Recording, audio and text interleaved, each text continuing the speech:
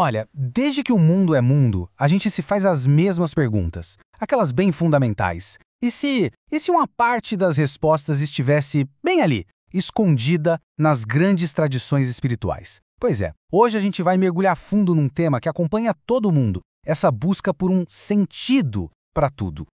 São as grandes questões da vida, né? Por que a gente sofre? A vida tem algum propósito?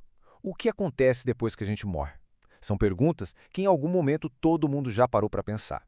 E são elas, justamente elas, o motor que move filosofias, a ciência e, claro, as grandes tradições espirituais.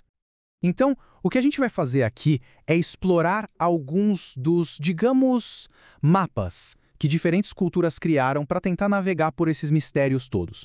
A ideia não é escolher um caminho certo, viu? É mais entender as paisagens que cada um desses mapas descreve. A gente vai dar uma olhada no judaísmo, no cristianismo, no islamismo, budismo e também no espiritismo. Ok, então vamos começar por um ponto que, nossa, mexe com todo mundo. A primeira grande parada dessa nossa exploração. O que acontece depois que a vida física acaba? Será que é o fim de tudo ou só o começo de um novo capítulo?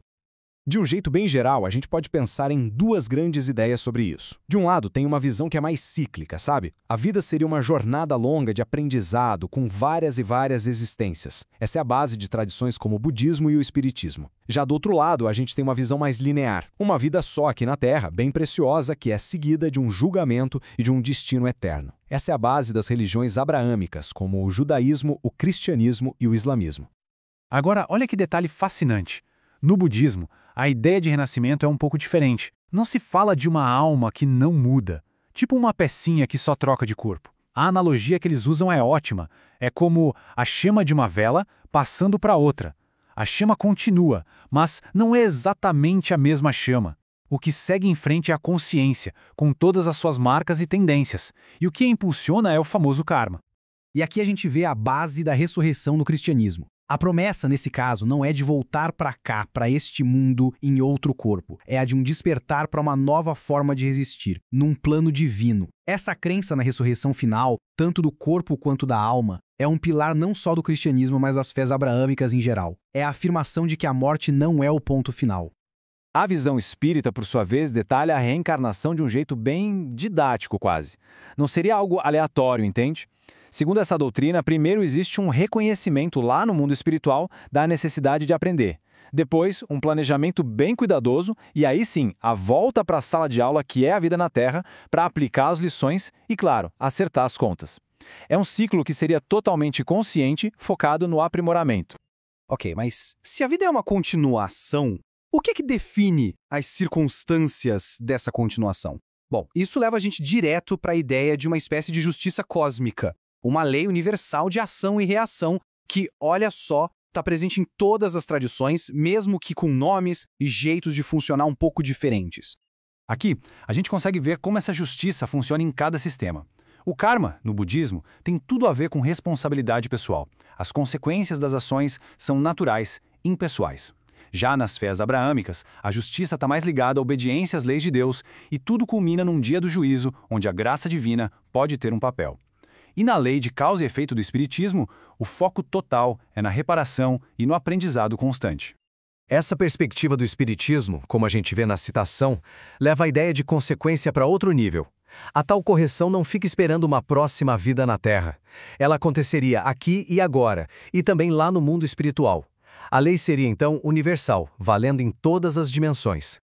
E falar em outras dimensões já puxa o gancho para a próxima pergunta, né? Que dimensões são essas? E se essa realidade que a gente percebe com os nossos 5 sentidos for, na verdade, só a pontinha do iceberg? Para o espiritismo, o mundo espiritual não é um lugar distante, lá longe. Seria uma dimensão que está aqui, coexistindo e interagindo com a nossa o tempo todo. E a mediunidade seria vista como uma capacidade natural, uma espécie de ponte sensorial que permitiria essa comunicação entre os dois mundos. E tudo isso governado por leis da natureza, tão naturais quanto, sei lá, a gravidade.